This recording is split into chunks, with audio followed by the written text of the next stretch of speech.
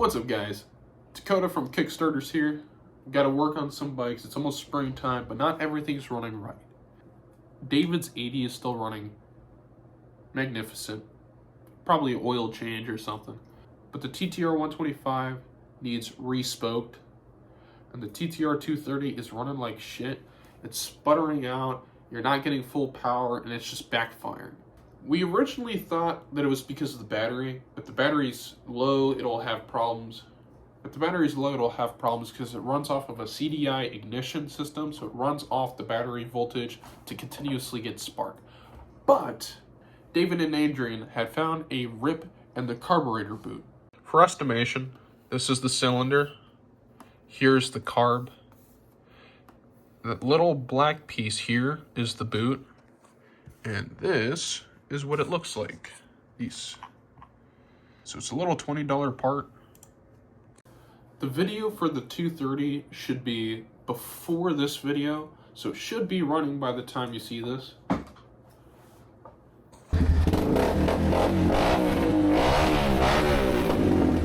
yeah! Hell yeah! Fuck! For today's video,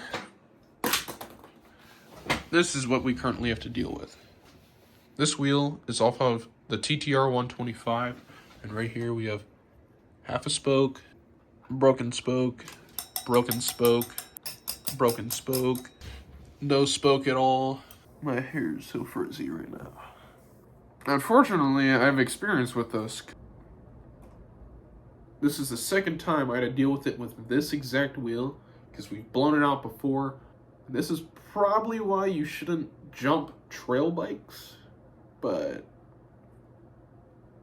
yeah. Anywho, I got new spokes, so I'll have to undo that wheel, use the spokes, and then true the wheel, make sure everything's tightened down, make sure it's balanced. First things first, get this little nifty tool. I'm gonna have to take the tire off. First, lock nut. Spray down the threads because it's a little crunchy. I don't even know how I didn't think of this. I'm gonna have to let the air out of the tire. So we're gonna take valve stem cap off and shove something in there. Deflation. Okay, so you see it's loose. So pretty much what we're trying to do is right there where the rim lock is. Say like you're looking forward at the bike. What we're trying to do is kind of push the sides of the wheel in and then push it up. So like say if this is the hub, this is the outside edge of the wheel, we're trying to push it sideways so on the other side there's slack that we can pull the sides out. As I'm moving this, it sounds sticky, like the wheel has been kind of sealed against the rim for a while. So I'm just gonna go around the edge on both sides, just kind of break that free.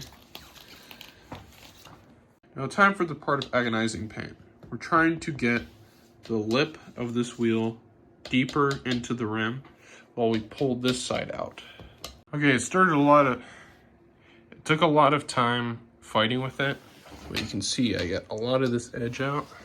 I'm gonna continue around, just kind of dig in there and pop it.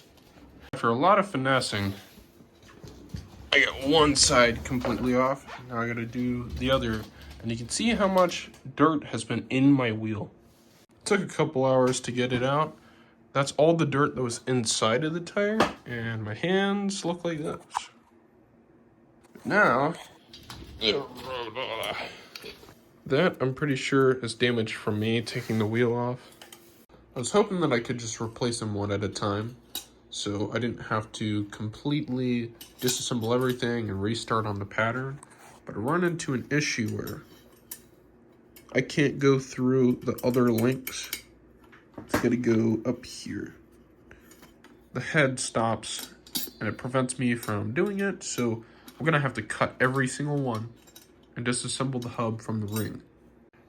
I had learned that these are rusted on real good, and the spokes are a little too hard to break. I'm gonna have to wait until daytime while people are not sleeping so I could use a grinder to break all of this apart. Remove everything. This morning after, I just kind of got up. I didn't really have time to brush my hair. I grabbed this grinder, which the disc is all sorts of beat up. You see that? That's from me working on the little Tykes car. I was going to replace it, but I realized the thing I have here is a power strip disc, which I could probably use this to clean off the rust from the rim, but it's not going to cut spokes. So let's put this piece of shit back on. So I'll have to order some more of these, but I'll try to use it as is for a couple seconds. I guess I better put on some safety glasses for this. I had completely cut out the spokes. Now, if you're gonna throw sparks, do it at a safer area with less hair. Bro, what? How? Take the old ones out. I just kind of bent the hell out of them. I really do think I'll need to take off the sprocket to put the new ones in. These nuts are on here tight, and I'm the one to blame. I wanted to make sure this didn't come off when riding, and I think I put them way too tight last time. I put it in a vise, that way it's stationary. It gives me something to turn it against too. Shit. Now I got all these four loose. I can move them by fingers. Let's take out the brackets. This comes right off. Look at that. I want to give this a half-assed quick wipe down. Got plenty of brake pad left. Inside doesn't look bad. This is the best I'm gonna get for now. Disassembled it, cleaned it some. I gotta get ready for work, so I guess I'll come back after work. Guess who's back? And I gotta deal with this now. Here's this silly little device. I also have my sprocket here with all the parts that I need for it. Just kind of sitting on the desk because I don't want to lose it. And then I got my Fiesta. Good. I got my Fiesta. Look at that. I ripped my knee. I guess I'll have a new pair of jorts for the summer. Next thing I'm gonna do, I'm gonna take the rim, I'm gonna put it around here. I'm gonna thread these on the end so it holds on, and I'll have to look up the torque specs later. But so I know the design, I have it pulled up because it took me a couple hours to get this right last time.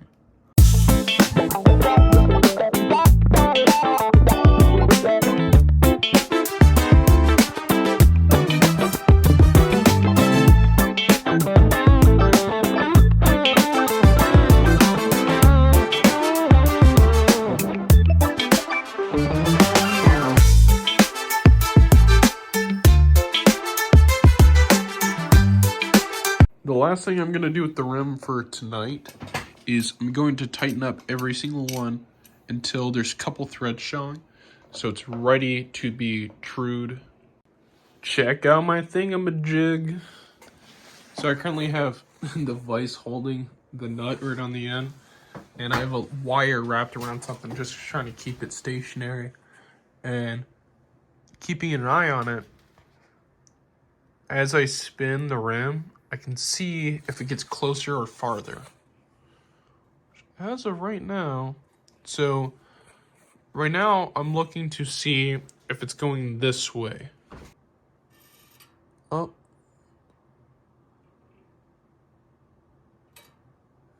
There's something right here. I want to see if it's going up and down at all. Based on what I'm seeing, this wheel looks like it's pretty balanced. So I'm going to go around, try to tighten everything, and then kind of readjust, tighten it a little at a time, and then check again to see if I need to adjust anything. You can tell these spokes are still loose based on the sound it makes when you hit metal against it. It makes a dull sound compared to a wheel that is trued and tightened. What I'm going to do is go around, do small adjustments on all of them, and try to tighten it up and kind of keep an idea on what is being affected and check the alignment every single time. I just did my last round of tightening them all up. I'm gonna check, inspect one more time, just to make sure everything's good.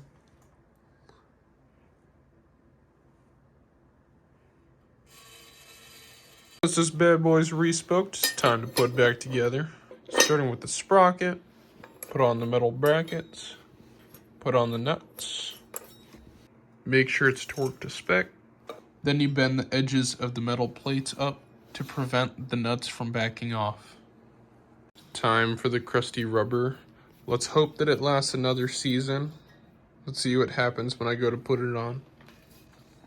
I've gotten to the fun part. Gibby's gonna help me.